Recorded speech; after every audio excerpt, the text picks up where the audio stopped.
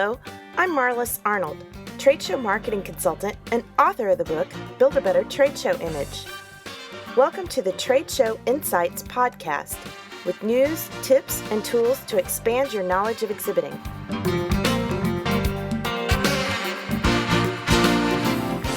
Today marks the beginning of our new and revised Trade Show Insights podcast. You might call it version 2.0. And so I thought a good topic would be on how show organizers and exhibitors can work together to understand each other and achieve greater success.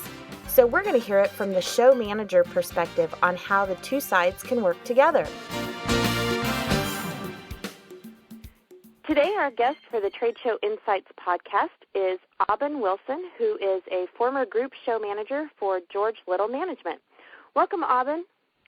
Thanks, Marlis. Thank you for having me. Oh, you're welcome. Well, let's just jump right in and talk about what are some of the things you've seen from a show manager perspective. What makes an exhibitor successful, and on the flip side of that, what are some of the biggest mistakes that you see exhibitors make in the booth? Well, I think exhibitors need to be fully prepared and ready within their business development cycle to actually do a trade show. I do think that that's going to help people be much more successful. If you really don't think that you're ready to do a show yet and you're anxious about your production capabilities or your ability to ship, delay doing the show, being successful means you have to have all your ducks in a row. Being prepared, not only from a manufacturing point of view, but also being prepared to actually participate in the show activities, to do pre-show marketing, to do marketing yourself on site, but then also have the manpower, the people power to do the post-show follow-up. Also go into the show with realistic expectations. If you are new to the marketplace, go in there understanding that all of the monies that you generate and the attention that you generate is not necessarily all generated at the show. Understand that you need to manage your expectations and really develop a realistic return on your investment. Well, and how many times have we seen that where exhibitors go in and you know, they know the approximate show attendance and they all of a sudden think that they're going to have that many leads, and they put unrealistic expectations on themselves and on the show of you know, what they're really going to get out of it. Yeah, and a lot of times exhibitors, and many of whom just are new at the game and they haven't done shows before, they expect that that just because there are X number of buyers there, that they are in fact going to write. And the exhibitor often is mistaken in thinking that it is the show management team's responsibility to ensure that those people will write orders with them. Mm-hmm. And that's, you know, the job as a show producer is to bring buyers and sellers together. And while every show producer, including George Little, does their very best to ensure that the buyers are there to write and that the right buyers, the correct buyers are there, you can only do so much. And I think that exhibitors sometimes, you know, go into the shows just saying, okay, I'm here and our product's here, we've got our booth set up, okay, we're going to start writing. And that doesn't always happen. No. Well, and it's show management's job to get the traffic through the door, like you said, the qualified traffic, but ultimately it's the exhibitor's responsibility to make the most of the traffic that goes by their booth. And you know, and that doesn't always reflect back on what the total traffic at the show is. I mean, it's so funny how exhibitors, you know, totally miss the point that they can be successful no matter what the total attendance is, especially these days when a lot of shows' attendance is down. Yeah, and I think that one of the things that exhibitors, you know, one of the things that at GLM that we have done on some of our shows is that we've created a lot of free marketing opportunities for exhibitors that help them promote themselves to prospective attendees and to show attendees in advance of the market. And I think one of the things that a lot of exhibitors, you know, in their defense, they are small, independent business people, and they are the cook, the bottle washer, and the server, and the cleaner. And they can't do it all. And So when you get things like a marketing-related email, or you get a request saying, hey, we're doing direct mail, and this piece is going to go to 20,000 people via snail mail. It's going to go to another 30,000 people electronically. Please submit photographs to us for inclusion in this piece. It is a free. In many cases, these are free opportunities, and companies do miss that opportunity to get the word out about themselves or their product in advance. And there's a delicate balance there, because you want to give them these opportunities, but at the same time, many people don't take advantage of them. Well, and I think a lot of it comes down to that they're not aware of them. So, how can an exhibitor be more in tune with all the opportunities? In the past, how have you motivated exhibitors to read their exhibitor manual and stay aware of all the different kinds of things that you've offered to them? I think we've done quite a few things. Email, of course, has become very widely used. We've also, and rather than sending emails that are very, very dense and cover, 20 or 30 bullet points, we send them more frequently, but then also reduce the amount of copy and the amount of information that's in there. So, for example, we may be doing we do one on marketing opportunities, free marketing opportunities, and they would then have links, and you could literally just click on the link, and you could submit your information online that way. Or in some cases, we would send one out about the exhibitor setup manual, because we know that those are very dense. We'll let people know that the manual is available online, but then in the 12 weeks leading up to the show, or the 10 weeks leading up to the show, we'll send emails, if not weekly, every other week, saying, okay, this week's operations email is focusing on electrical and what's included in your booth package, what you may want to bring, and why having lighting in your booth is important. So we try to break down the information as much as we possibly can, because we know that it's very hard, especially if you don't understand all the language, sometimes to disseminate it and to understand it. Mm-hmm. Well, and what about exhibitors coming to you with ideas for marketing opportunities? How flexible have the shows that you've worked with been on listening to them if they have an idea of some kind of a marketing opportunity? Oh, very flexible, and I think one of some of the things that we have done, we started out. One exhibitor was saying, our retailers are saying that they don't really, they don't read the gifts and decorative accessories. They don't have the time to do those things, but they really want to understand what's happening in the gift industry, what's happening trend-wise. There isn't a source for that. So we created an e-newsletter called the A-List for first the California Gift Show, and then we expanded it to the West Coast Gift Show, and it became a trends newsletter, and it went out monthly. And included things like color trends. It included one month it might have been on trends for the summer merchandising, or one might have been for holidays. So we actually we can react, not necessarily overnight, but we can react usually within a month or so. We can get something going. Well, and I think that's important for exhibitors to understand, because like you said, if they feel overwhelmed or they don't understand some of the things that are being presented to them, they can always come back to their show manager and say, okay, here's the kind of promotion that we would like to see happen, and like you said, odds are that there's a new opportunity there that's waiting to be created. Yeah, and it can also be added into something that we're already doing. We can create. There are a lot of different things that you can do.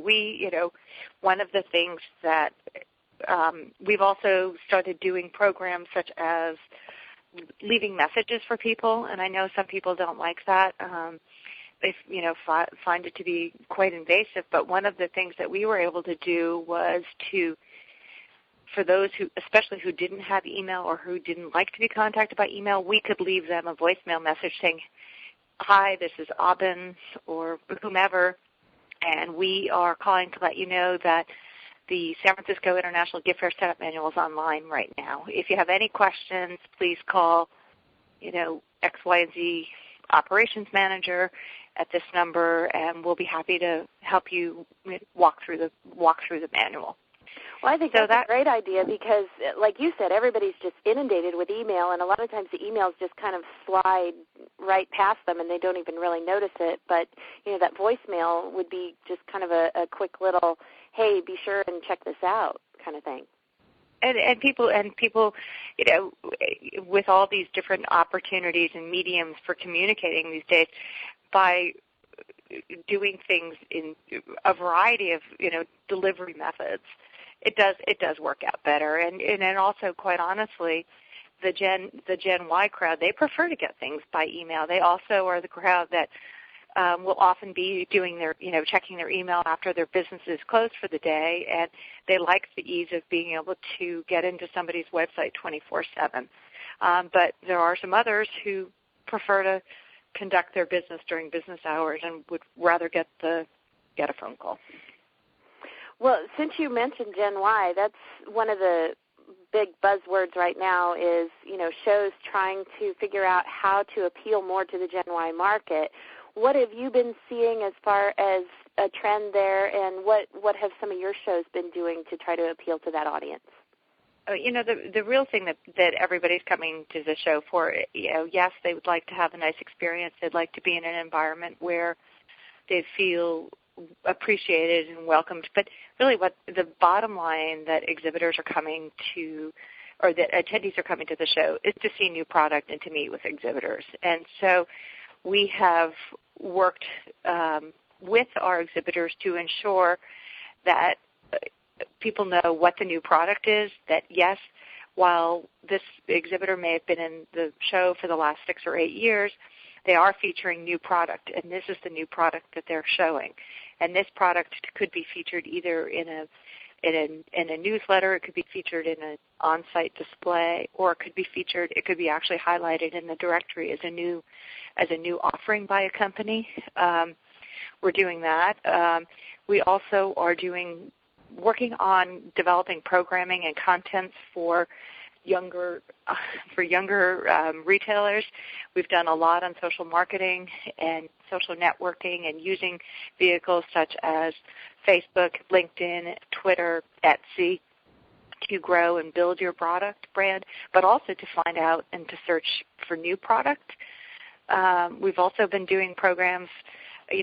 Green is a little bit of an overused buzzword at this stage, but we have been working with different companies to do product showcases of sustainable product or product that is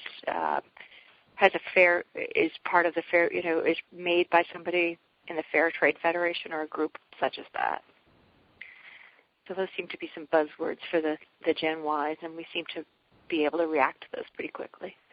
So speaking of the social media then, what have you used any of those tools as far as show promotions? Oh, yeah, absolutely. Our shows, most of the GLM shows right now, if you go on, you can become a fan of any show that you want to. You can become a fan of the New York International Gift Fair, for example, or the Gourmet Houseware Show. You can become fans of all of those. But then we also will utilize those. Yes, yep. Facebook is really the big one, but also on site, we have interactive media centers where people can go and they can tweet about what's going on at the show. And we have the computers there, so if somebody doesn't have a PDA or a laptop or access to a computer, we've got those there, and you can actually do that. We're also doing podcasts at the show, podcasts of product previews, but also podcasts of seminars and programming. So if you aren't able to actually attend the program, you can actually get it, just watch it at your leisure on your computer. Which is really ultimately the best benefit of social media is it expands the show from just those 3 or 4 days to a 24/7 opportunity with, like you said, the podcasts and the fan pages and yeah, and and it even starts before that. We do webinars. a lot of programs will offer new exhibitor webinars. So say, for example, you are a first-time exhibitor in the National Stationery Show this coming May, you can actually go on and sign up for a webinar, and it could be a new exhibitor webinar, which will, again, it'll walk you through the marketing opportunities, it'll walk you through setting up your booth and working with you to show you how you can set up your booth for $1 sign or $2 signs and really make the most of your time there. So webinars have become popular as well. Mm-hmm. Oh, I know. A lot of my clients are utilizing webinars these days because, it's so cost-effective because the exhibitors don't have to travel anywhere to get this information, and once it's archived, they can access it anytime, anywhere. So it really expands that education component. It does, and I think, one of the things that, with the advent of the Internet and all of that, that access to, you hit on it, the access to information 24/7 is very important. And we were we're very quick to understand the importance of using the Internet as a way of communicating with our both exhibitors and attendees 24/7. And anybody can access information about our shows at any given time. If you're an exhibitor, you can update your directory listing 24/7. All of those things are now online. Mm-hmm. And there certainly are companies who don't love the fact that so much is now being done online versus via a printed piece. But we do obviously we work very closely with some of those exhibitors who haven't gotten themselves to the point where they're either using the Internet or even actually have access to it. But we do, we work with companies pretty closely, and I think that's one of the things that exhibitors sometimes think, okay, I've written my check to them, and all they are they're selling me real estate, and that's all that the trade show company is doing, and that's not at all. We're building relationships, and yes, we are selling real estate, but we're also selling an opportunity to meet with really incredible attendees. But we're partners in this business, and people think, that show producers sit in ivory towers and sometimes don't return phone calls quickly enough or emails. And that's not the case at all. And we really, have always encouraged our exhibitors to keep that dialogue going with us because, not everybody has all the answers, and there's nothing, usually collaboration and partnership produce much better results than one person doing it by themselves all the time, every day. Well, and that's exactly the point of this conversation is to illustrate that, like you said, it's not just a matter of you write your check and get your space and then that's the end of it and you're on your own. But it's a partnership between the exhibitor and the show producer to really make a successful show all the way around because, ultimately when your exhibitors are successful, you're more successful. Your show is more successful. So I think that's where exhibitors really need to take advantage of all the different opportunities that show management offers because, the more you participate, the more you get involved, and the more you interact. Like you said, it becomes a partnership and everybody working together for achieving that success. So yeah, it's mutually beneficial. Exactly. Well, Aubin, is there any final thoughts that you'd like to share about that whole partnership, teamwork relationship between the exhibitors and the show management? No, but I really do encourage people to, talk to their show managers or talk to the sales managers that they're speaking with because there are a lot of opportunities there. There could be opportunities to submit lists of buyers that you would like to see come visit your booth. And we can, show management can often send invitations or make phone calls to those buyers and say, we've been asked on behalf of this exhibitor, to invite you to the show. We know that you've attended the show in the past, or we know you haven't attended the show in the past, and we can really do customized things for exhibitors. We just really want, but we don't necessarily know what every exhibitor needs, what their specific needs are, unless we have a conversation and a dialogue. And anybody that I've always worked with or anybody that's worked for me, we have been very clear in making sure that our message gets out there that we are partners and we don't want you to just come do the show one time. It's not going to benefit you and it certainly doesn't benefit us. So We really want to make sure that this is the begin.